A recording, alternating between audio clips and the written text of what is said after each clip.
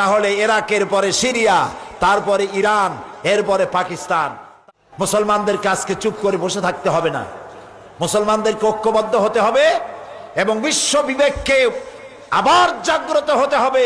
এই পশু শক্তির বিরুদ্ধে ইরাকের উপর থেকে দখলদার সৈন্য তাদেরকে উঠায় দেওয়ার জন্য সারা দুনিয়ার মানুষের চাপ সৃষ্টি করা এখনই প্রয়োজন। এটা যদি না করা হয় তাহলে ইরাকের পরে সিরিয়া, তারপরে ইরান, এরপরে পাকিস্তান।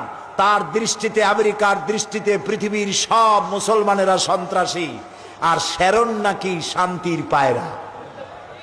শ্যারনরে চিনছেন? শ্যারনকে ইসরায়েলের প্রধানমন্ত্রী, শ্যারন নাকি শান্তির পায়রা বলেছে কে? ওইটার নাম আমি নিলাম না। এ নাকি শান্তির পায়রা। তা আমি বলেছি শ্যারন যদি হয় শান্তির পায়রা, তাহলে বিশ্বে অশান্তির শকুন কে?